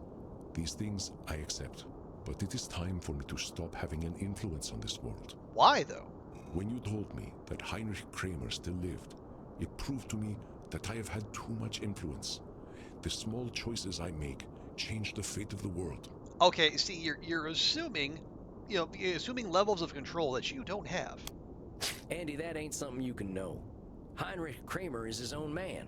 He's made his own awful decisions. It's a control fallacy to think you caused what he's done. It is not a control fallacy, my dear Samuel. My point was that my decision to support Heinrich Kramer had a lingering effect on this world. Like the wings of a butterfly, my actions have consequences for good and ill that cannot be predicted. But even butterflies die to support the natural order. This is not a control fallacy. Samuel, do not mourn me. All things must pass. It is the way of nature, a way that you know well. It is this way that brought you to my door. We have talked much in our time about the value of change and growth. Death is change, my friend. Nothing good can come from my having an eternal existence. And see, that's extreme thinking right there. Now that's Nosferatu thinking if I ever heard it. Nothing good can come from your having an eternal existence. You're doing plenty of good all the time. Think of the people you've helped. Think about Crimson. Think about me. I did not say that I could do no good, my dear Samuel. I have been honored to be a companion to you, to Crimson, and to so many others. It is the eternal that is incompatible with nature. My thoughts are clear. This is not Nosferatu thinking. I know you look for the best in everyone you meet, Samuel. You see potential where others do not. That is why you seek to rescue me, but I do not need to be rescued. And that is why I am honored to leave the future in your hands. I confess, I did not have hope for Edmund Keene. Rarely can such men be aided, but you persevered. I would not hope to help Heinrich Kramer either, but you dare to hope. I should leave and allow this hope to flourish. See, yeah, he keeps dismissing. These are not cognitive distortions. No, these are all textbook cognitive distortions, man. Come on. Andy, pardon my saying so, but that's a load of horse shit. Where's that should statement coming from, huh? Just because you don't see the same potential I do doesn't mean you should leave. That's Distortion City Population Andy. There are certain shoulds, however, Samuel, that are inevitable for the world to keep turning. The sun should shine, whether we like it or not. We should drink blood, whether we like it or not. And all things should die, whether we like it or not. You like psychology and training should play. I'm gonna honestly, if I do, I'm gonna recommend. I know that there's at least one philosopher and probably some advice columnists I would like to recommend this to as well. It is not a cognitive distortion to think so. Please, Samuel, do not make this difficult for me when it need not be. Go, face your bloodfather. I believe you will succeed in turning Heinrich, and that will bring me peace in death. But, Andy, I don't want you to go. I know, my dear Samuel, but I must move on, just as you must. I have had my time here. Too much time. Too much blood has been spilled on my account. I have done much to atone for this, but for good or ill, my time must be over. I have a confession, Samuel. Perhaps it will make my decision clearer to you. I am Heinrich's bloodfather. Oh! I mean, that is heavy stuff, but that in itself doesn't mean you gotta punch your own ticket. What? I made him into a vampire. I gave him eternal life. In my hatred for humanity, I empowered him in his dark work. It is my choice that brought the Malleus Maleficarum into existence. My choice that fueled the deaths of so many. But then the fact that you're still here means you have the opportunity to fix that, to undo, or to at least to mitigate what happened. You know, either through removing him from existence or helping Sam out in his ability to persuade him in a non-violent way to change his ways. The beating of my wings 600 years ago killed your brother, destroyed your family, even caused the death of your princess. I am so sorry, Samuel, but I hope you can understand why I must go. The world does not need my continued influence. There is no cognitive distortion that clouds my thoughts. Only the clarity of seeing the long arc of history formed by my hand. I don't know what to say, Andy. Then say nothing, Samuel. Go back downstairs. Live your unlife. I have accepted my influence on this world, but that influence is over now. Crimson is now a vampire. She needs me no longer. You are a greater therapist than I. I am at peace. If I may offer a last word of advice, my friend, remember your strength. Approach every client with the same mentality you always have, and it will serve you well. Wait a minute. Approach every client the same way. I know what Andy needs. Now, I wish to see the sun rise one last time. There is nothing more you can do for me, Samuel. There is one more thing we can do. Push the new button. That's where you're wrong, Andy. I do have something to offer you, and that's compassion. I know you've done some awful things, and that must weigh mighty hard on you. I can imagine the pain you feel at seeing someone like Heinrich Kramer running around reminding you of the vampire you used to be. I appreciate your empathy more than I can say, Samuel. You are right. It is painful. But my decision is about more than pain. I know my presence is unnatural. My world has died so many times over. I know it has, Andy. I watched my friends and family die out a few times. You've done it 100 times at least. If you didn't feel that, there'd definitely be something wrong with you. I'd say that pain is more natural than anything. But you don't have to feel that pain alone, Andy. You've made this world a better place so you don't have to. You are kind, dear Samuel. Too kind to an old relic like myself. But I do not wish to see the history I have created. It is darkness that builds upon itself, regardless of what I do. Andy, I forgive you. A lot of them decisions you made were terrible ones. Now that Andy was a hateful asshole, but I feel sorry for him. Nobody who feels content and peaceful does things like that. I'm sure he hated himself as much as you hate him now. I know what it's like to look in the mirror and see a murdering sack of shit. But you're a person, Andy. You got needs, joys, regrets, and sorrows. You're deserving of love. And I love you, man. Some strategic dropping out of the wind there. Damn it, Samuel. Don't you know crying is dangerous to a vampire? It is fluid we cannot stand to lose. Well, let's go get you something to drink then. Come on, Andy. Let's get back to the darkness. Thank you, Samuel. Thank you. Oh, historical preservation. Saved an ancient Whew, vampire. what a night. Poor Andy. I think he'll be okay, though. Being human means we're going to keep making mistakes, but we'll have to accept them and forgive ourselves. I'll keep an eye on Andy before we leave, but he seems pretty eager to help me with Heinrich now. That ought to keep him going. Sure. Oh, look, we got Isabella's art, taped back together, but that's lovely. So now we have a centaur to keep us company as well. He gave me this here coffin as a gift, and I'll definitely think of him whenever I'm resting in it. Now then, I think I'll do a little reading from my favorite book, something to inspire me for the challenges ahead.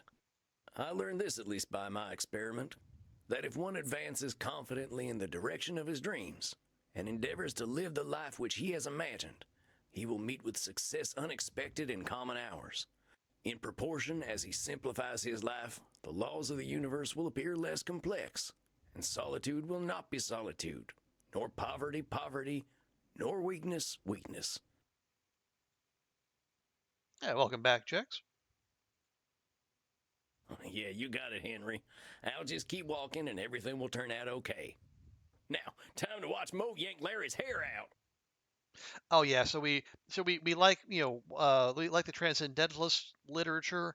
We're also a big fan of the Three Stooges. Well, there ain't nothing funnier than some good old slapstick violence. So yeah, the game has public domain working in it as well. So we've had like Nosferatu, we've had Buster Keaton, and the Three Stooges. Nah, that's okay. I think I'm nice and relaxed now. Time for some good rest. The real journeys are still to come. Yeah, I don't trust Twitch and or YouTube not to pick that up and ding me for copyright. So we're just gonna move on.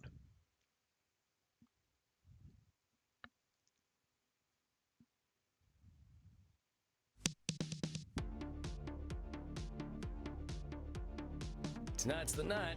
Time to hit the dusty trail back home. Just in case.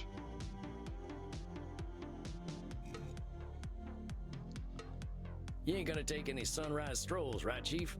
I am fine now. It was a momentary lapse of self-awareness. I have much to regret, but much to live for as well. I believe that you can turn Heinrich Kramer, Samuel, and I wish to help you as much as I can. You better, Sugar Blood. You know I can stay if you need me. No. I cannot hold you or Samuel back. We all must continue on our paths. On my honor, I will continue as well, as I have for the last 3,000 years. You are already packed, and I would not see you delay.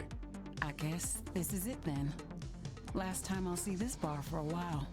Immernacht shall not be the same without you, but it will be something new.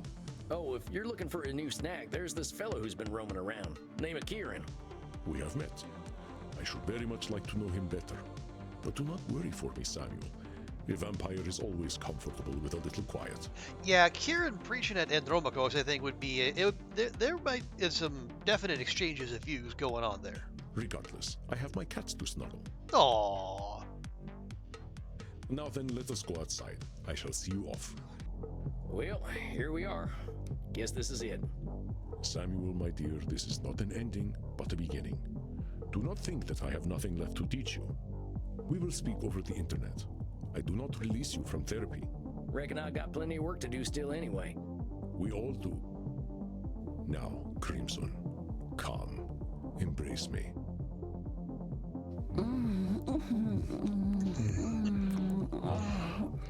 I mean, Sam will just look on in extreme awkwardness. Gosh. I'm gonna miss you, Sugar Blood. And yes, Goofy, yeah, she is still leaning into the whole bartender the bartender persona. We will see each other again before long. And when we do, I will give your body pleasures that you cannot conceive of. First, I will lick your... There's the American I know so well. So yeah, for those not familiar, one of the things the game delights in is poking fun at Americans and their extreme discomfort with all things sexual. Very well. I bid you both an exciting journey. Now get out of here. Tears are unpleasant to our kind. Oh, Bert, I'm gonna miss you too. Oh, hey, Bert. You wanted to say something. Have fun, mate. I think he wants to see us off. Go on, my friend. Speak your mind. Have fun, mate. Yeah, he said the thing. Oh, Bert, you always know what to say.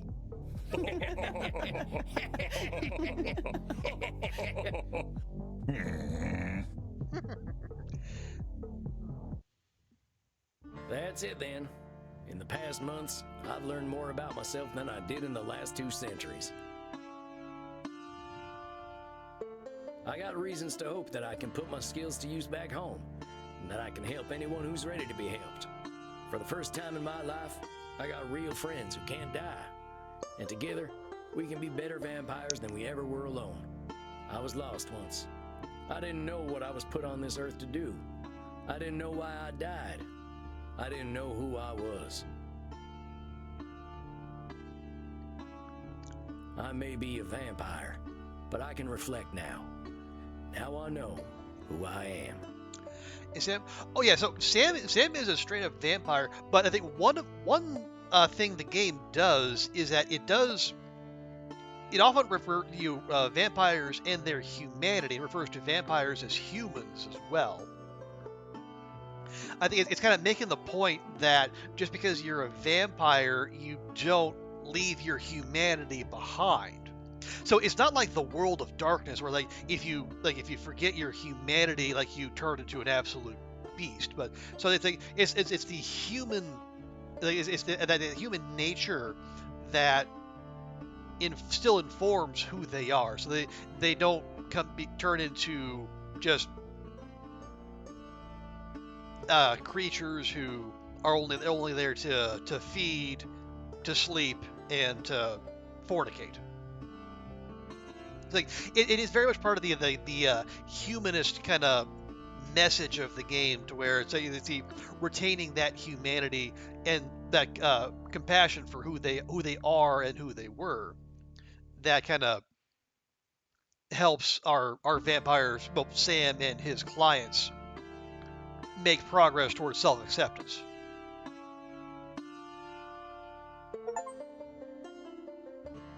Oh, and there we are. We have completed the game. So thinking of Cyrus Namadi, that is the written, and that was also the I think that the dev behind this, and also the guy behind the we have the consulting therapist, Sheila Fell, LPC. Yes, so the lead person. It's a terrible lead. Okay, see, Cyrus is doing a little bit of a labeling there on himself. Historical consultant to Ms. Deste. I like that. So you go. So you did Sam and Maxie and Dr. Drayne and Edmund and Bert. So yeah, Cyrus is putting in the work there.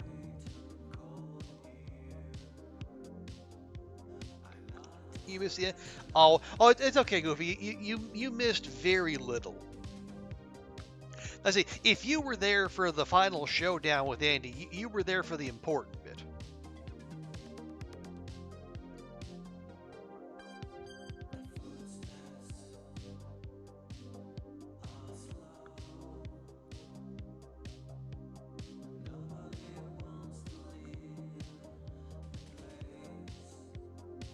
Maybe it was more from the Berlin Media Board. So it is, and then they actually did make reference to the. I think in the games. Wait. Sam and Crimson will return in Vampire Therapist 2. Oh, hopefully. Okay. I was gonna say, don't play with my heart like that, game. I don't know that I could take it. But yeah, they did mention the. I don't know if Cyrus is based in Berlin, but yeah, they did make mention of the getting government support to make video games. And honestly, that sounds like a great idea. Well, I think if I'm going by what they've said on Twitter, I think he said that if the response is enthusiastic enough, they might look at a sequel. I don't know. I take the position that if there is a sequel, lovely. If not, I'm happy with what we have. Because yeah, this game was a lot of fun. I'll say the same things I've been saying all along. Heartfelt, funny. It tries to say it stays lighthearted, but still takes the subject seriously. Shows a lot of compassion to its characters and to like just around the whole issue of mental health. As I said, the art was on point, the music's a bop, the voice acting is just 10 out of 10, no notes.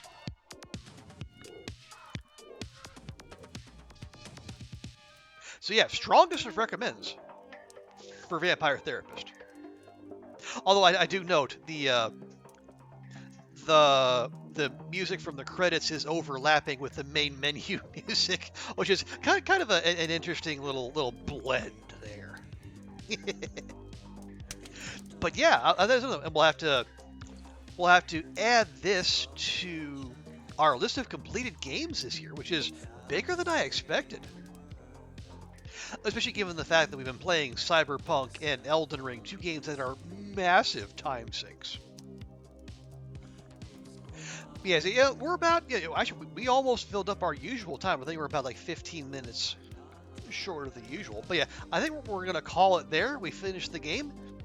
That is a great place to end. But yeah, appreciate everyone for hanging out tonight.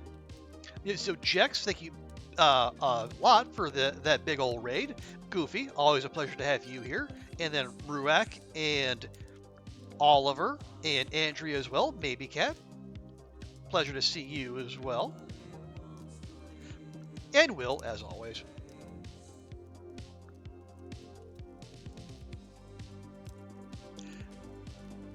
But yeah, let's close things out as we always do. Let's find someone to raid. We can pass the love on to someone else.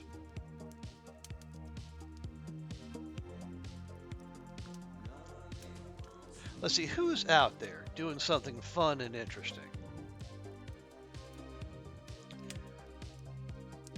Got some of our Long Dark crew going. Helga's playing Green Hell. Interesting. If I'm honest, not my favorite game. But that doesn't mean we can't enjoy it a little bit. AV's playing Once Human. It's that big MMO that's apparently the new hotness. Actually, let's go check in on Helga. First off, let me make sure she is still going to be going. We always want to just do our due diligence, make sure we're not going to raid someone who's about to sign out. Okay, yeah, she's good. Okay, yeah, folks, so if you would... Actually, let me hang on for just a second. I want to raid Helga, but just out of curiosity, is anyone actually playing Vampire Therapist?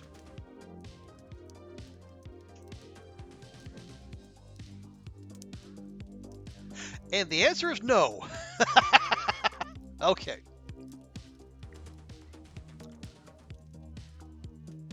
That's it. That happens on this channel every so often.